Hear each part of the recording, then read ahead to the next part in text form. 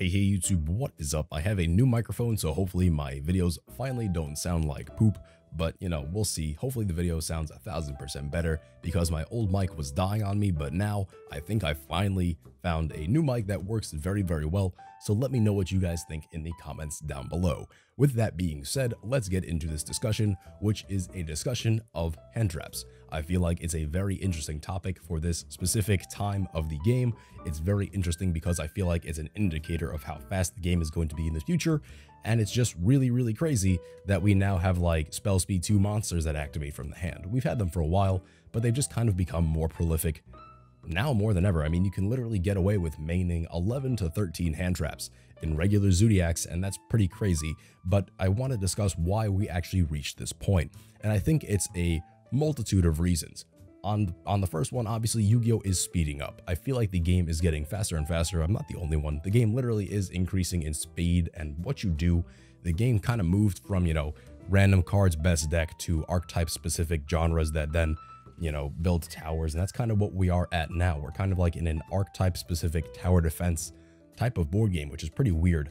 But basically the game is progressing at a pace that regular traps and regular spells and monsters and stuff like that are just too slow for, so hand traps are the natural evolution of the next step of the game because the speed is increasing.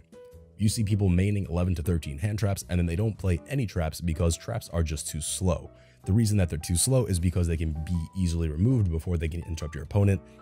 Back in the day, we didn't really have, that many quick play spells or anything like that. Traps were the quickest way to interrupt your opponent on their turn, but now regular hand traps are better just because they're not on the field. They can't really be destroyed unless your opponent like trishes you or uses Erebus to rip one from hand.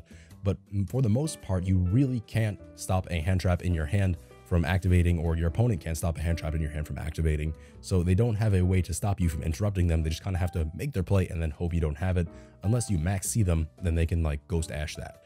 But in this format, we're just maining so many hand traps, it's actually ridiculous. We have Ghost Ogre, we have Ghost Ash, we have Flying Sea, Max Sea, Retaliating Sea, Drolan Lock Bird. It's just so crazy that we can main so many of these cards and actually have it be very effective. I think it's because you usually weren't able to interrupt your opponent on their turn going first, and because so many people want to go first in this format and in this game now, you just have to have a way to interrupt them because otherwise they will make a literally unbreakable board that you cannot get over. So I think that's just kind of the nature of it. You have to deal with the speed of the game, and hand traps are the best way to do it.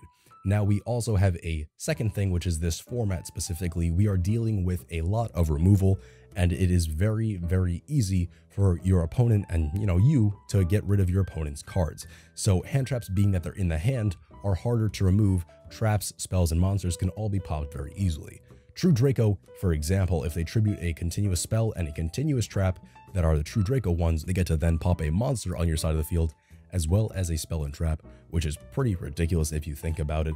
And then they have Masterpiece on board, which is now immune to spells and traps, and then on top of that, Masterpiece itself can then pop another card by banishing one of the 2 cards that you tributed to bring it out, and then you just literally lost 3 cards and they have a Masterpiece on board.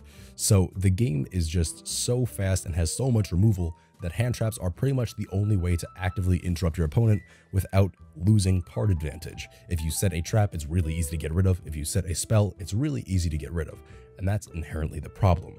I think that hand traps are going to evolve. I think in Link format, hand traps are going to become even more prolific because Link summoning is like synchro summoning, but every monster in the game is a tuner and a non-tuner simultaneously, which is pretty ridiculous. There's a lot you can do in Link format, and the game is definitely increasing in speed. I originally assumed we'd slow the game down with Link format, but I am definitely wrong. It's just that the new Link archetype, or the Link monsters rather, are going to become the best monsters, the go-to monsters for everybody to use.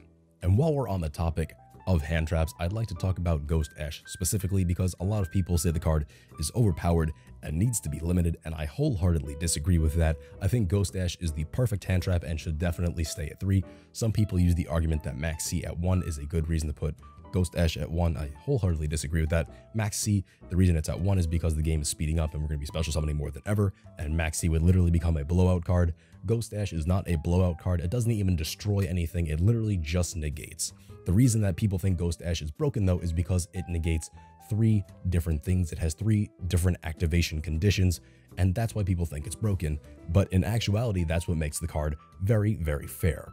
If you draw Droll and Lockbird against Zodiac and they're not doing the, +2/+4 combo and they're just building a board, you don't have a way to stop them. If you have Ghost Ash in hand, you actually have multiple ways to stop multiple different problems.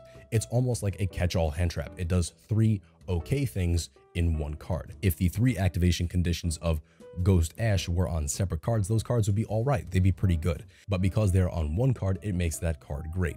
The reason that it is needed to have a hand trap that is almost like a catch-all is because if you don't draw the right hand trap at the right time, your opponent will literally just build the most ridiculous board on you and then you can't out it.